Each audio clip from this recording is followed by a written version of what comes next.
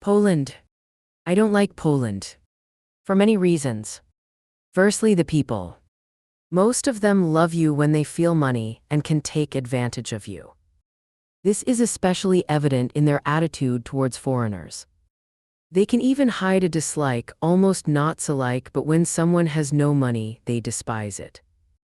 Post-Soviet prosperity propaganda is as strong here as in Romania.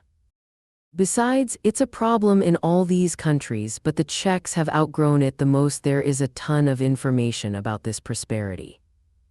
All the money is poured into a few tourist cities, including the much-lauded Krakow, which I don't even know what there is to admire. Tourists leave huge amounts of money there. Let them walk a few streets away from the old town and they'll see houses with foil instead of windows, dilapidated with the enormous amount of money left by tourists, especially Jews. It should look different. I don't sponsor something when I don't see the effect of my taxes. This city is basically an advertisement left over from socialist times, educational trips meant to make people respect a certain nation. Krakow and its surroundings. As a result, people don't know that there's more to this country. Poland outside those tourist cities is really poor, and even if it has something interesting to show, it's not advertised, even though it could give people a chance to earn money. For example, castle ruins.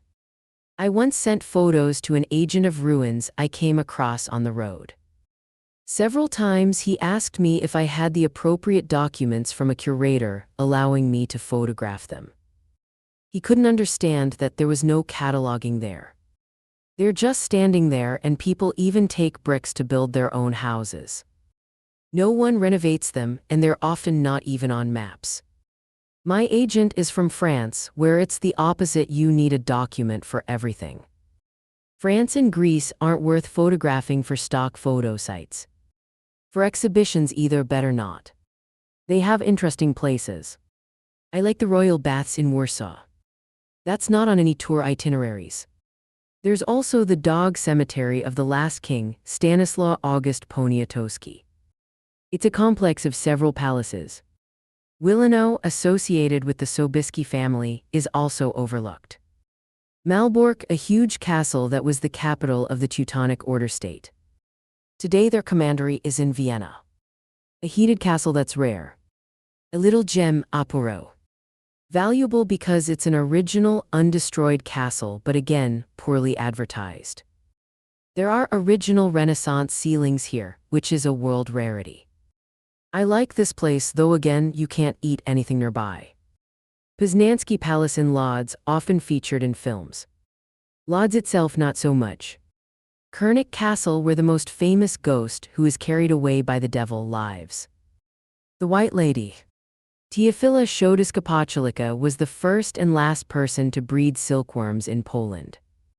She was hated because she could cooperate with various ethnic groups. Still, better not eat there because you might get sick. Parking price is like in Warsaw. Plock, the second capital of Poland.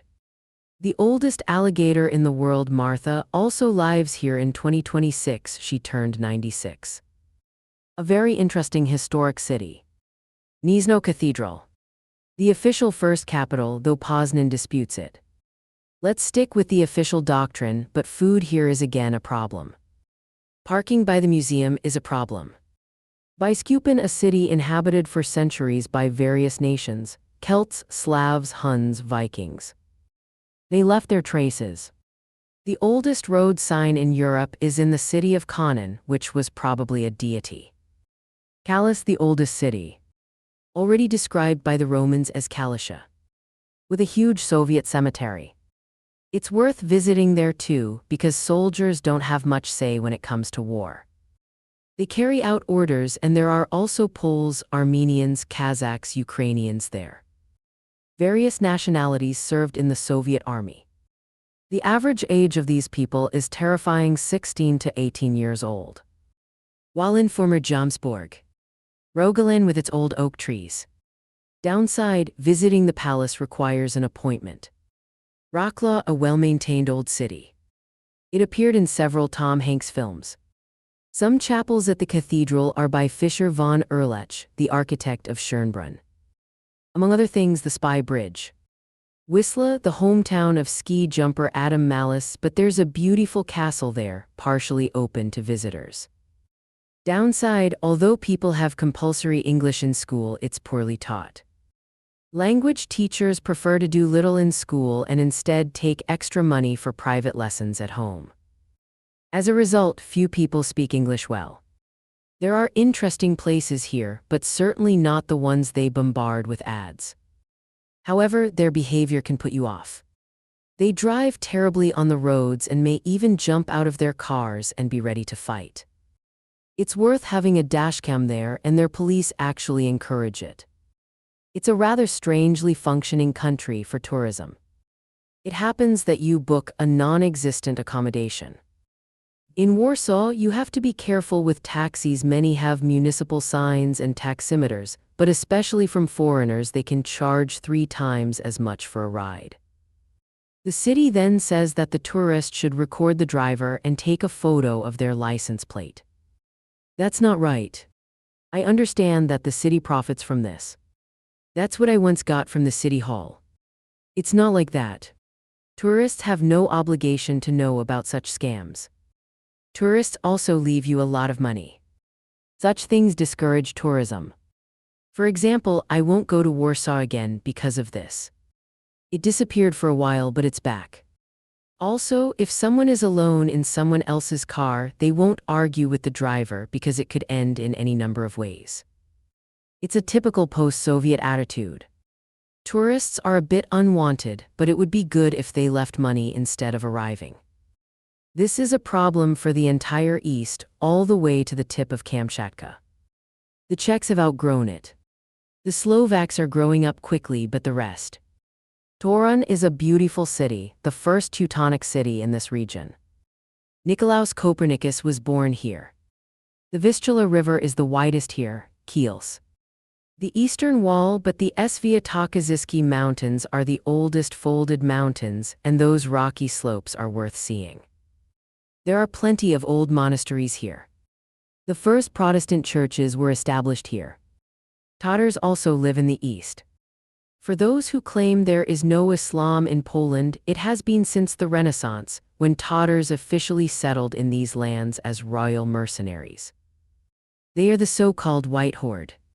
Mostly Crimean Tatars.